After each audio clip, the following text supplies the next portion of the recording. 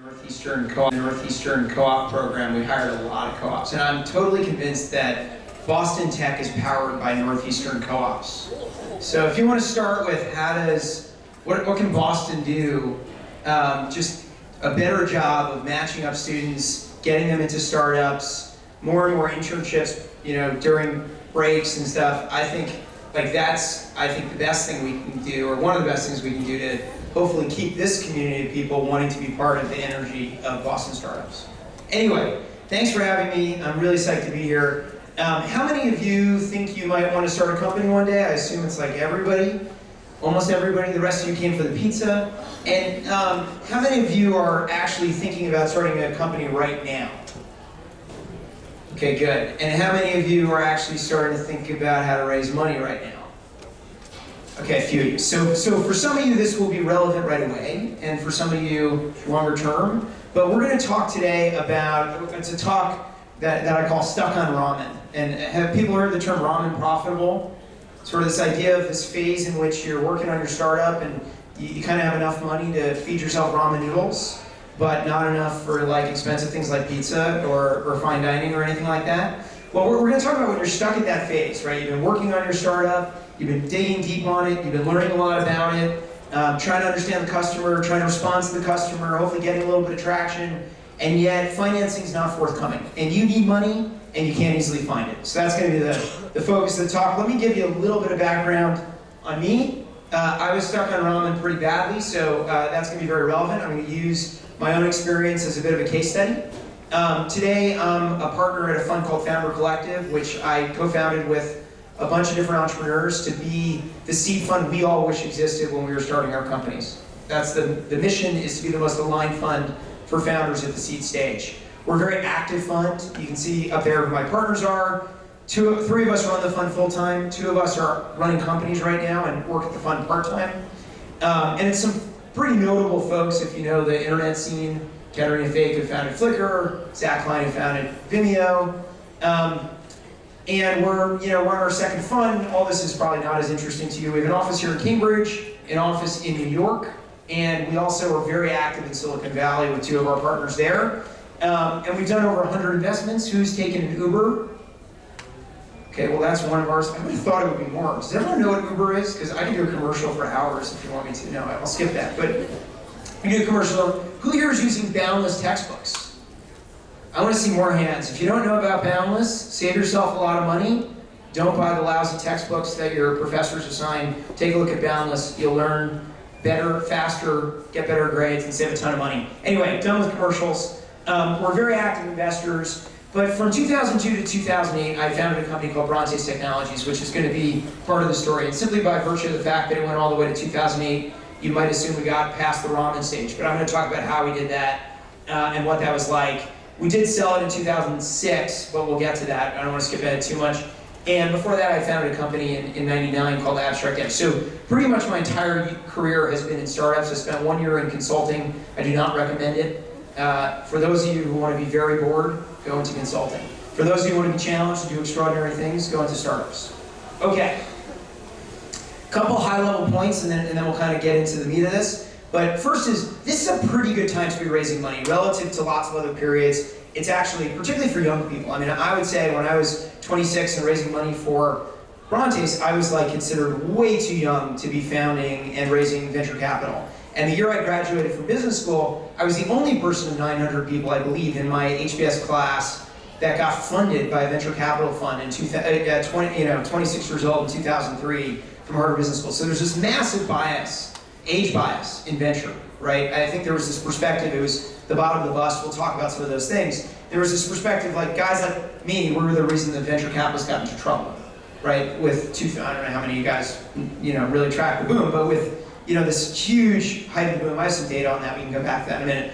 But it is a pretty good period, and I think thanks to Mark Zuckerberg and a number of other folks, it actually is starting to become imaginable to VCs that if they're not willing to back young entrepreneurs, they're probably going to miss out on extraordinary outcomes, right? Which is great.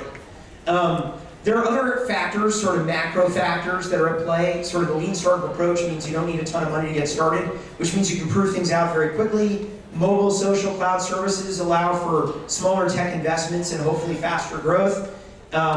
Of course, over time, if you want to be really big, you're probably going to raise a lot of money, but you can prove a lot of things out faster than you used to, right? There's been a seed market explosion. Access to angel and seed capital has never been better than it is right now, and that changes a lot of things. There is a very strong market bias towards certain types of entrepreneurs and companies. And it's interesting, because now if you're 40 years old and you're trying to raise money, there's a negative bias, right? So it's actually inverted now. It's much more towards younger entrepreneurs, towards consumer and internet tech. My last company would probably be was extremely out of vogue when we started, and it is extremely out of vogue now. And that makes it very hard to raise capital when you're in businesses that are not sort of popular in the venture scene. It doesn't mean it can't be done, but it certainly can make it difficult. It is hard to raise money. It's always hard to raise money. And there are moments where it looks really easy or somebody gets really lucky, but overall it's hard. So, be prepared, right? It doesn't come easily. And then this is the most important point, is the last point here. Most businesses should never be venture capital backed. And the analogy I use, which is not mine, but I think is a great one, is you could be driving an awesome, beautiful car. Maybe it's a Tesla, the beautiful car of the moment. And the last thing in the world you want to do, particularly in a Tesla, is put rocket fuel in that car, right? Now, if it's a rocket ship, rocket fuel is a really, really good idea. But if it's not a rocket ship, you don't want to put rocket fuel in your beautiful car, because you will destroy your car, right? And that is how you have to think of venture capital. If you have a business that is really, truly ready to rocket ship and go to scale extremely quickly, did that get darker? Okay, I'll just keep going. So if you have a business that looks like a rocket ship, you're starting to prove those types of economics, and it looks like it's about to take off, venture capital is a great thing to take. If you don't, you do not want venture capital, right? It will ruin your business. I absolutely promise you. There's no way to take venture capital and have it not ruin your business if you don't have the right kind of business for venture capital. And I think a lot of the real sort of negativity towards the venture capital community is for that fact. It's because, for whatever reason, not enough people talk about that. If you're building a business that's going to grow in single-digit millions for a few years, that's probably not a venture-backable business, and you're way better off building that business and making money and building a nice business than raising venture capital. And every day, we literally get tens, if not hundreds, of emails from people from our cold inbound who email us wanting to raise money, and I would say most of those businesses should never be venture capital backed, right? And those entrepreneurs, for whatever reason, somehow that was not very clear to them. And ideally, they would never raise venture capital, because it would damage, let alone it would be difficult to raise, and that's a big waste of time and effort, but also it will damage their company. So trying to understand where venture capital is useful and where it's not. Okay, so here's some quick data. This kind of speaks a little bit to, overall is a pretty good time. This is the amount of money that venture capitalists have put into venture-backed startups every year since 2003, right? So this is a pretty good year, right? This is an estimate, if the rest of the year kind of went as it was going. So it's a pretty good year. 2011 was a spectacular year. Before the 2008 bubble burst, obviously you can see 2007 was one of the best years in recent history. So macroeconomics end up mattering a lot in terms of the ability to raise money, right? When a lot of money is being invested, it's easier to raise money. When very little money is being invested, it gets really hard. So, okay, so stuck on ramen. I don't know if this is legible enough, but here's, the question we're going to focus on is, what do you do if you need capital and it's not forthcoming? You think you fit the venture capital model, you need the money, you're stuck at the ramen phase, you're ready to really put the rocket fuel in, and it's not easily coming, which for most people, it does not easily come. So in 2002, we were spinning a company out of MIT called Brontes Technologies. Here was our pitch. I was on stage at what then was called the MIT 50K finals. Which today would be the 100K finals. Did anyone participate in the 100K last year? Nobody. Okay, well it's a good competition, and if you're teaming up with anyone at MIT, it's a great thing to do. We were spinning a company out of MIT, so it was a great thing to do. And we had a great experience. We were in the finals, and so I got on stage and I was all nervous, and I wore a tie and a jacket, and I said, imagine a technology so simple, it could turn any 2D imaging device into a 3D imaging device. And then the tagline, Brontes Technologies, because the world isn't flat. Right, that was our slogan. And that went pretty well. Here was our team. We had 2 Harvard MBAs, second years, a professor from MIT, a postdoc, and 2 grad students. So we thought that was a pretty good team. We were focused on this market, industrial machine vision. We liked it because there were already 3D tools. Imaging was being used, which was our general technology space. to do quality control and use cameras and computers to analyze parts. And because that market was already utilizing technologies like ours, we thought if we could make a better technology, that would be a great market to be in. So we liked that, and so did the judges, right? There's our big check. We felt really good about this. There is a funny story about this. Maybe I'll digress for 1 minute. I'm going to totally lose track of time. When do you want me to go till? Okay. So, funny story is, so it was, at the time, the checks have gone up in size, and I don't know if they still do this, but we got this huge $10,000 check, which turns out you probably know you can't deposit. So we were anxiously waiting when they'd send us the real check, and we got the real check and it was only $5,000. And we were a little confused, and we asked what happened, and they said, well, you get $5,000 now. It was May of 2003, and in September, October, you come back to pitch us, and if you're still in business, we give you another $5,000. And I thought to myself, oh my goodness, if in September, October, we need $5,000 when we've been full-time fundraising for this business for that period of time, if we need $5,000, we are in so much trouble. Like, there's no chance we'll need that money. MIT's really smart, right? They only have to pay out half the prizes because nobody's going to need this money, right, come a few months down the road. They need it now, and so everyone will be out of business. So we were really nervous about that, but we got our $5,000, and we went to work. And here's what I thought, and I don't know if it's going to resonate. Maybe I'm just not as smart as a lot of you guys, but I don't know if it's going to resonate with you, but here's what I thought, which is venture fundraising would be as easy as showing a brilliant idea and having a wise investor write a check. That is what I thought. I mean, did I think, maybe they do some diligence, sure, some reference calls, want to learn a little about our industry, look at our financials. Of course, I thought they'd do all those things, some, like underwriting. But at the end of the day, I thought what it really came down to is you pitch a great idea and people want to fund you. Like, isn't that how it's supposed to work? So I hope I'm not the only one who thought that, but I think I'm going to try to dispel that myth. So here was us. This is the article you don't want written about you.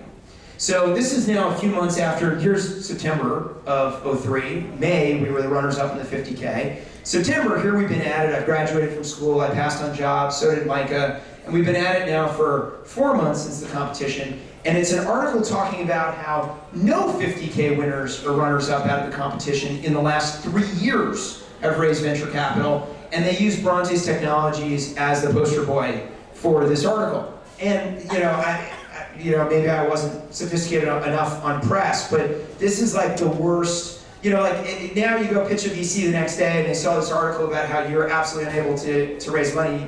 It's like you have really bad body odor, right? I mean, like, nobody wants anything to do with you at this point. So this was sort of a train wreck. Actually, a mentor of mine called me the second we saw this and was like, are you freaking kidding? What were you doing participating in this article? And I was like, blindsided, had no idea what the reporter was writing about. He just asked me what I thought of the competition and was it good? How was fundraising going? I said it's going well, we're far down the road. And we were not, but I said that. And then he wrote this article. So that's pretty bad. And here's what was going on. Remember I showed you the macro data from '03 before? So in 2000, so does anyone remember what the number was for, kind of rough trending number was for 2013 or 2012?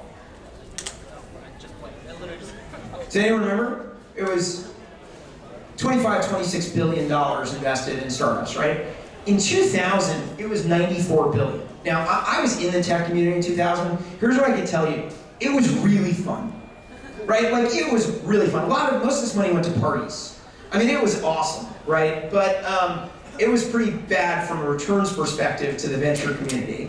And there were a lot of companies that went out of business. And so what actually happened from 2000 on, and you can see sort of the trend line here, the VCs were in a lot of trouble. They were trying to figure out which companies to shut down. They were having trouble raising money. They were returning capital to investors literally out of their commitments, not out of their returns, their financial returns. And a lot of the money here in '01, '02, '03 was really going to protecting the good, hopefully the better investments they had made in 2000. So as low as this number was, we were out raising in '03, which was the nadir of the market. But as low as that number was, it actually was worse than that, right? Because most of that money was going to the, Indecas, actually. Does anyone know Indeca? Anyone work for Indeca? Nobody work for Indeca? But I think Indeca was around in this time, and but it was going to companies like that had raised a bunch of money, had hit the crash hard, had a lot of promise, and somebody needed to fund them to get them through that period of time, right? And so it wasn't going to us, right? So it was really hard to raise. Over time, I've come to have a belief that, or a phrase that I use a lot, macro's a bitch, right? And it really is. Like at the end of the day, in 2000, I was running a web development company, and I was doing great in 99. 2000, the crash hit, and I had nothing to do but the books, like literally financials, because there were no clients to talk to. So it had nothing, you'd sit there and you're like, I'm good at this. I think I'm good at this. I'm good at sales. We're good at delivering our product to customers. There are no customers, right? Well, there's nobody to deliver a product to, right? And so, again, by 2003, we're out raising money for Brontes and macro's a bitch, right? So, like, repeating theme. By the way, we raised venture capital fund for Founder Collective in 2008, 2009. So I have this really, really bad streak of trying to make things happen in really bad times. But inevitably, you have to assume that. There are cycles, and there's going to be ups and downs. And actually, starting a company in a bad period can be a great thing. So anyway, here was sort of the takeaway from you have a great idea, venture capitalists, smart venture capitalists will fund it. Entrepreneurship is really freaking hard. Let's not pretend. It is really hard. If you want to do this stuff, you got to be ready for it to be really, really hard.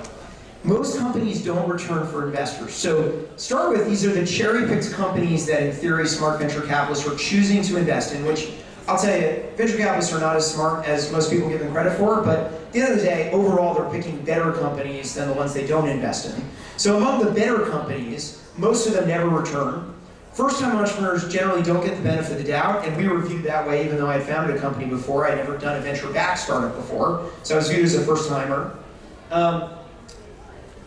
And so here's the challenge you're up against, right? You believe, like you see what you see. We had this idea, we believed in it, we wanted to build this company, we got deep on the customer, we believe. But you're an innovator. You have a vision. Other people don't have that vision by definition, right? That's why not everybody's doing exactly what you're doing. And so you're seeing things others aren't seeing, and you've got to get investors to understand what it is you see, right? That's the trick, right? And how do you do that? Well, you might have to choke them to death. But you've got to get that across, and here's the investor. Hopefully this doesn't represent me, but first of all, he or she likely doesn't know your industry well, doesn't really know your opportunity that well, and they're busy thinking about their summer home, maybe the ski trip they're going to do that weekend, whether the Celtics are going to have a better year. That photo's a little dated. I should probably put the Red Sox in right now. And maybe they're thinking, hopefully, in truth, making fun of VCs a little bit, but hopefully they're thinking about their companies. And they're worried about their companies. They've got all kinds of problems with their own companies, and you're coming and pitching them some new great thing. Maybe they just got out of a board meeting where they realized they're going to lose all their money on another company they thought was promising. And you've got to get their attention. And they've got to decide, I want to spend time with you, and I want to spend time learning about your company, and I might even want to invest, and then I'm going to want to spend even more time with you. And it's a big commitment, and you've got to figure out how to get them excited about making that commitment. So here's what we did. So I have 3 lessons that we took away from the Brontes experience. So lesson 1 is just keep building, right? The more you accomplish and the more you build in your business, the more likely somebody is to write a check. And you can't perfectly time when people are going to want to write a check. But at some point it gets pretty obvious that they should want to write a check, or it gets more and more obvious that they're going to want to write a check. And you've got to just keep going, keep building. We made a major pivot. So we were struggling, and we made a major pivot. Our problem was machine vision, that market we were going after, which sounds really boring, which actually was really boring. So I'll give you my quip about machine vision and a learning that I actually think is applicable.